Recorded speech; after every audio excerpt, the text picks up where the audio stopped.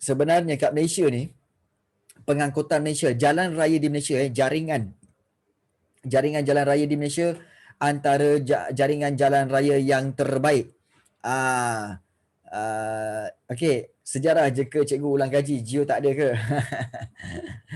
Ya, okey. Utaya, untuk ulang kaji Geo akan dilakukan selepas cuti, insyaAllah. Lepas cuti raya nanti kita akan buat ulang kaji dan kita akan buat latihan-latihan juga. Jangan takut, akan ada latihan juga. Ya.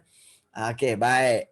Baik, sebenarnya jaringan jalan raya Malaysia memiliki jaringan jalan raya yang terbaik di Asia. Jaringan jalan raya ni maksudnya apa tahu? Kita ada jaringan jalan raya, kita ada jalan raya dan jalan raya kita menghubungkan hampir ke semua tempat di dalam negara. Itu yang dimaksudkan jaringan jalan raya. Tapi kalau kata kualiti jalan raya, tak boleh nak cakap lah. Okey, kualiti jalan raya kita okey, kualiti jalan raya kita tak berapa baik. Okey, jangan salahkan sesiapa ya. Sebenarnya kualiti itu dia berlaku begitu kerana apa? Kerana faktor cuaca negara kita. Cuaca kita panas, kemudian hujan. Tiba-tiba panas, hujan. Kemudian dilalui pula oleh kenderaan-kenderaan berat menyebabkan jalan raya kita mudah untuk rosak.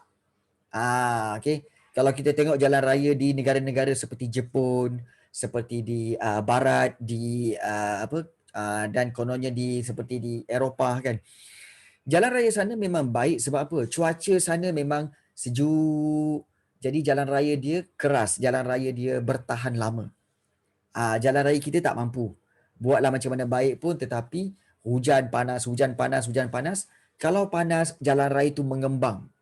Kemudian bila hujan, jalan raya tu akan batu-batuan tu akan menguncup. So proses kembang kucup tu lama-lama batu tu tak tahan dan dia pecah. Yes, dia pecah. Jadi itulah perbezaan jalan raya kita dengan jalan raya di luar negara. Ya, betul.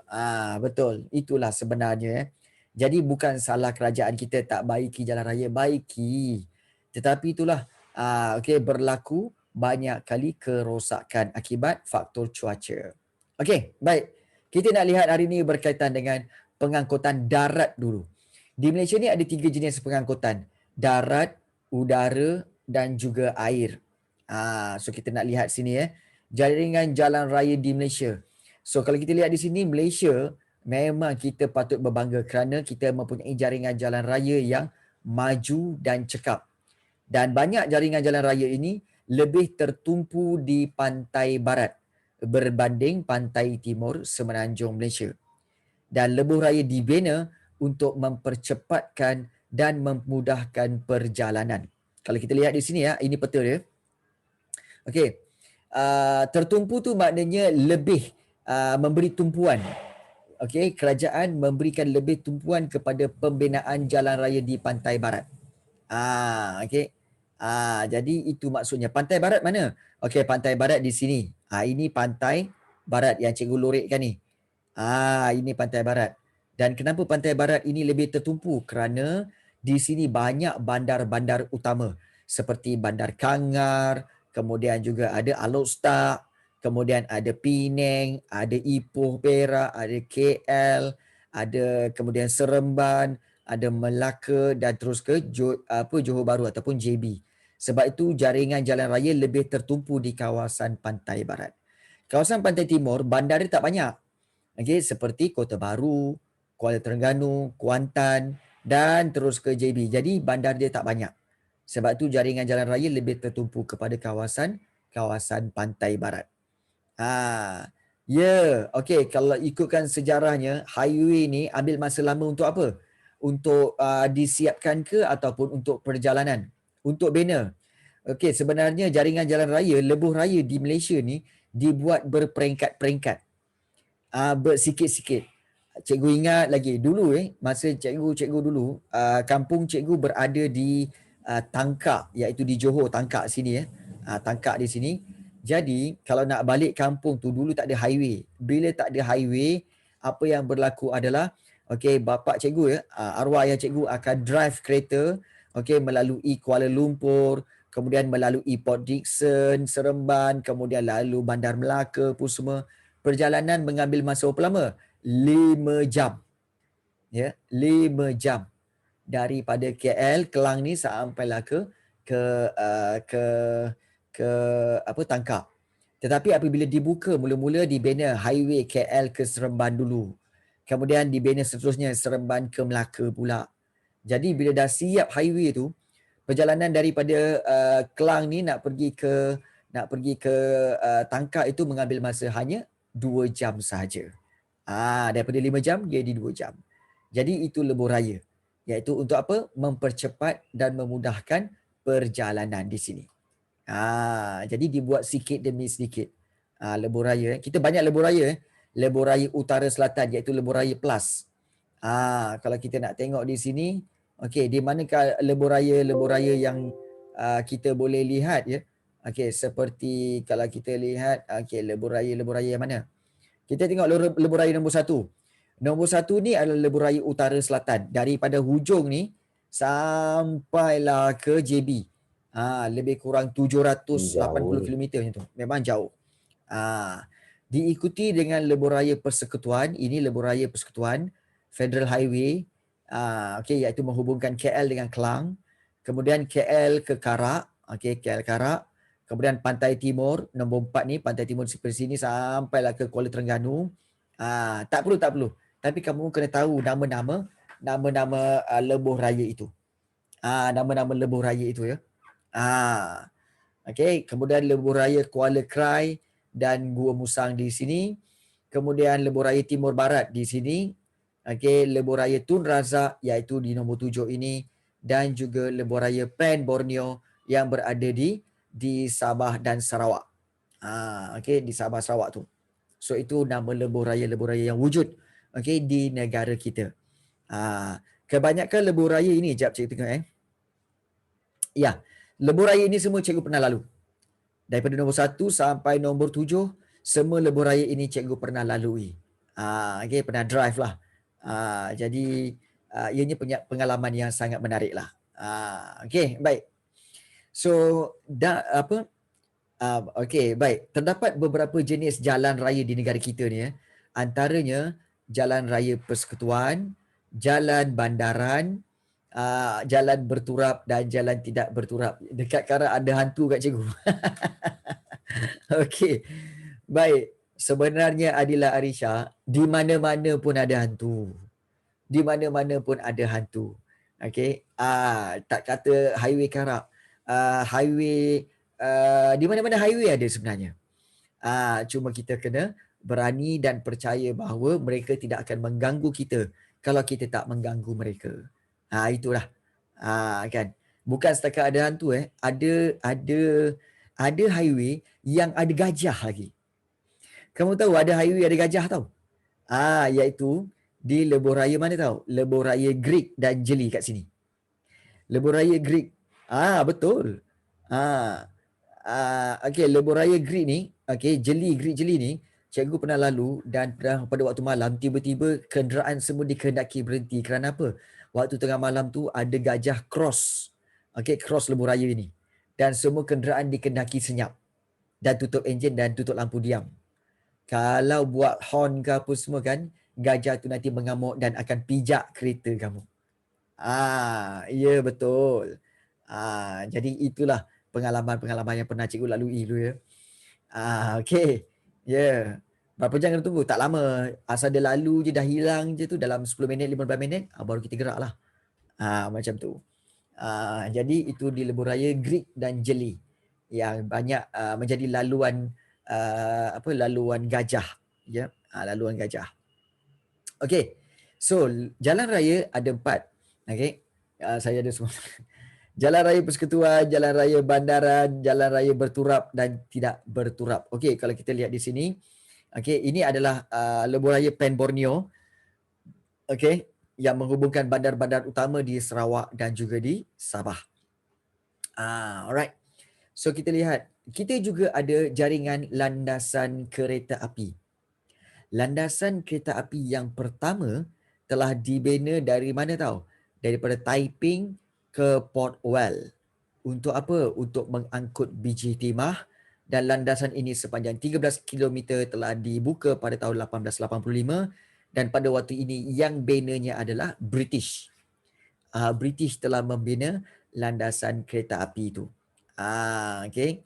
Jadi kalau kita lihat di sini, landasan kereta api pertama iaitu di kawasan di sinilah di kawasan sini. Sini ada kawasan landasan kereta api terawal tapi sekarang telah tidak digunakan lagi. So sekarang inilah di landasan kereta api. Okey, baik. Kalau kita perhatikan di sini, ada uniknya landasan kereta api di Malaysia ni.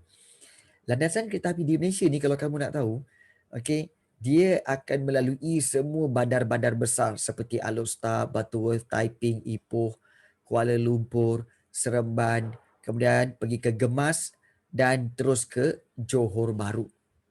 Tetapi, okey, kalau orang nak naik kereta api pergi ke Kelantan okey, dia akan melalui Gemas, Mentakap, Kuala Lipis, Gua Musang dan juga Pasir Mas dan Tumpat. Dan kalau kamu lihat, kereta api ni, landasan kereta api tidak ada yang cross. Macam cikgu buat ni kan, macam cikgu cross ni, tidak ada cross pergi ke negeri Kelantan, tak ada. Dia kena turun bawah dulu. Pergi ke Gemas dulu. Daripada Gemas baru dia tukar laluan naik ke atas. Soalannya, mengapa begitu? Siapa tahu? Kenapa dia kena turun bawah dahulu? Kenapa tak cross? Okey. Bagus soalan itu. Okey, bukan. Sebenarnya, okey, sebenarnya di kawasan sini ada apa? Siapa tahu? Bukan. Di sini ada apa? Ya, ada Banjaran Titiwangsa. Bila Banjaran Titiwangsa ada kat sini, Gunung Ganang, Banjaran Titiwangsa, so, okey, kereta api tidak melalui bukit. Pernah tengok kereta api naik bukit? Mana ada kereta api naik bukit? Katakan naik bukit macam ni kan. Kereta api naik bukit. Lepas tu nanti dia turun. Tak ada. Tak ada. Okey. So, kalau dia naik bukit macam ni, tak larat. Nanti dia turun balik. Okey. Nanti dia turun balik. Jadi sebenarnya dia kena turun bawah. Jadi dia kena turun bawah sampai ke Gemas. Nanti jadi macam roller coaster. Yes. So, sampai di Gemas ini, barulah dia naik ke atas. Sebab dia telah melepasi Banjaran Titiwangsa. Lepas tu baru naik ke atas. Jadi inilah sebenarnya highway memang boleh cross sebab dia akan tebuk lubang dinding kan, tebuk lubang di bukit itu kan. Tetapi kalau katakan highway pun kereta kena naik bukit juga kan. Contohnya macam kalau nak pergi Genting Highland. Kan kalau naik kereta kan dia kena naik bukit, pusing naik bukit kan. Tapi kereta api mana boleh? Kereta api boleh naik bukit. Kan mengundur kan satu hal pula. Kan? Sebab tu dia tak boleh naik bukit. Berpusing-pusing. Dia kena straight jalan yang rata. Itulah kereta api di Malaysia ini. Okay. So landasan kereta api utama di Semenanjung Malaysia menganjur dari Padang Besar. Ingat nama Padang Besar ini di Perlis sampai ke JB iaitu di Johor Bahru. Dan landasan kereta api dari Tumpat Kelantan menganjur ke Gemas. Gemas iaitu di Negeri Sembilan. Dan di stesen Sentral Kuala Lumpur lah kalau kita lihat merupakan pusat pengangkutan rel bersepadu. Baik, apa yang dikatakan bersepadu? Dekat KL Sentral inilah ada komuter, ada LRT, ada MRT, kemudian ada juga kereta api yang lain. Semua berkumpul di stesen Sentral Kuala Lumpur. Itu maksud bersepadu. Semua duduk di bawah stesen Sentral Kuala Lumpur. Jadi itulah sedikit maklumat berkaitan kereta api. Okay, landasan kereta api. Dan stesen kereta api Gemas, inilah dia stesen persimpangan. Maknanya menjadi persimpangan antara pantai timur dengan pantai barat Semenanjung Malaysia. Pergi mana? Pergi situ tu kat mana? Gemas ke dekat KL Sentral? Kat mana Adilia Arisha? Kereta api Gemas ke KL Sentral? KL Sentral pernah. Cikgu pernah pergi KL Sentral dan cikgu tahu kat situ ada bertingkat-tingkat. Kadang tingkat yang kedua ada komuter, tingkat yang ketiga ada MRT, kemudian di sebelah dia ada LRT. So kita boleh tukar-tukar. Kita boleh tukar-tukar dekat KL Central itu. Nanti satu hari nanti kalau kamu dapat bersekolah di MRSM ke, SBP ke, ataupun masuk universiti ke kan, belajar-belajarlah naik kereta api. Okay, belajar naik kereta api. Okay, cikgu, kalau lah orang tu tinggal dekat Tangkak contoh, macam mana dia orang nak henti kat tempat tu kalau tak nak henti kat JB? Okay, baik. Kalau di Tangkak, kalau katakan orang tu nak pergi ke Tangkak tapi naik kereta api, so dia kena berhenti dekat stesen yang terdekat. Stesen yang terdekat kat sini ada dua, iaitu di mana? Iaitu di Segamat. So daripada Segamat, okay, dia kena naik apa? Dia kena naik teksi ataupun bas pergi ke Tangkak. Itu cara dia. Itu cara dia. Maknanya kalau contohnya kalau pergi JB, okay, kamu tinggal dekat mana? Dekat Majidi contohnya. Daripada apa stesen kereta api JB tu, kamu kena naik bas ataupun naik teksi pergi ke Majidi ataupun pergi ke tempat lain. Itu cara dia. Sebab kereta api tak lalu rumah orang. Kamu tak boleh, depan rumah nenek nak sampai dah ni. Okay, tekan ting. Kemudian, okay, dia pun berhenti. Kemudian kamu, okay, bye. Okay, kamu pun terjun. Okay, daripada kereta api. Tak boleh. Tak boleh. Dia tak berlaku macam tu. Kamu kena turun dekat gegar nanti rumah tu. Yes. Okay. Dia akan berhenti di stesen kereta api. Yes. Okay. So itu kereta api. So perkhidmatan kereta api di Semenanjung Malaysia diuruskan oleh Kereta Api Tanah Melayu Berhad, iaitu KTMB. Manakala di Sabah oleh Jabatan Kereta Api Negeri Sabah lah. So sedikit info, iaitu projek laluan kereta api Pantai Timur, iaitu ECRL, sepanjang 620 km merupakan antara komponen utama dalam wilayah ekonomi Pantai Timur. Landasan ini menghubungkan Lembah Kelang dengan Kuantan dan juga Tumpat. So mereka tengah buat landasan kereta api baru untuk kawasan-kawasan Pantai Timur, iaitu melalui Pahang, Terengganu dan juga Kelantan. Itu sedikit maklumat berkaitan kereta api. Okey, untuk di Sarawak, okey, tak ada landasan kereta api. Untuk di Sabah ada. Tapi di Sabah pun cuma hanya menghubungkan bandar dari Tanjung Aru sampailah ke Papar, Beaufort dan juga Tenung. Ini je kawasan yang ada.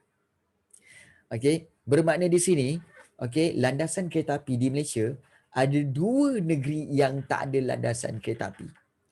Okey, iaitu satu Sarawak. Sarawak tak ada landasan kereta api. Satu lagi kat mana? Satu lagi, kamu tengok peta ni. Okey, negeri mana yang tak ada landasan kereta api? Satu lagi ialah Terengganu. Okey, Terengganu ni, kalau kamu tengok ni, ini Terengganu. Ini Terengganu, tak ada landasan kereta api. Tak ada. Pahang ada, Kelantan ada, Perlis, Kedah, Penang, Perak, Selangor, Negeri Sembilan, Melaka, Johor, semua ada. Kan? Tapi di Terengganu tak ada. So dua negeri yang tak ada landasan kereta api iaitu Terengganu dan juga Sarawak. Okay. So itu sedikit maklumat berkaitan dengan kereta api. Kenapa tak ada? Sebab tidak dibina dan juga tidak ada keperluan. Untuk apa? Itu satu. Kalau contohnya di Terengganu kan, okay, cukuplah dengan jalan raya dan juga banyak laluan-laluan seperti laluan-laluan pantai. Itu je. Jalan raya dengan pantai. Kereta api tak ada. Kapal terbang ada. Kalau di Sarawak, kebanyakan penduduk di Sarawak tinggal di kawasan hulu, iaitu kawasan-kawasan hulu sungai. So, landasan kereta api tidak dapat dibina sampai ke hulu sungai. Begitu juga bandar-bandar pun jaraknya dilalui ataupun dikelilingi oleh bukit bukau. So kereta api tak dapat dibina di kawasan yang berbukit bukau. Sebab itu Sarawak tidak ada landasan kereta api. Kawasan berbukit bukau kan. Jadi itulah yang berlaku antara berkaitan dengan landasan kereta api ataupun pengangkutan kereta api. Dulu ejaan dia kereta api tau. K-E-R-E-T-A-P-I, kereta api. Sekarang ni diasingkan kereta api. Ingat tu. Kan? Kereta api. Jadi dulu kereta api, sekarang kereta api. Alright. So kereta ais tak ada. Bikin sendirilah bikin sendiri. Okay. So yang tadi ialah berkaitan dengan pengangkutan darat. So kita teruskan juga dengan pengangkutan udara, okey, dan juga pengangkutan air. Di Malaysia, Malaysia mempunyai sistem rangkaian lapangan terbang domestik. Okey, lapangan terbang domestik dan lapangan terbang antarabangsa. Baik, siapa yang tahu apa maksud domestik? Apa itu domestik? Anyone? Siapa yang tahu apa maksud domestik? Bukan? Yang besar bukan? Bukan? Okey, baik. Macam pernah dengar kan? Okey. Lapangan terbang domestik maknanya lapangan terbang dalam negara sahaja. Contohnya dari KL pergi ke Pulau Pinang, dari KL pergi Langkawi, dari KL pergi ke Sarawak. So local saja. Yes. Itu dikatakan domestik. Yes. Kalau keluar negara seperti kamu terbang pergi ke Singapura, pergi ke Korea, Jepun ataupun kamu pergi ke US ke mana ke, itu dipanggil lapangan terbang antarabangsa. Ya, itu perbezaan dia.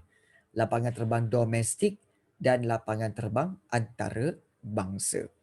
So, lapangan terbang antarabangsa antaranya adalah seperti Langkawi, begitu juga ada di Pulau Pinang.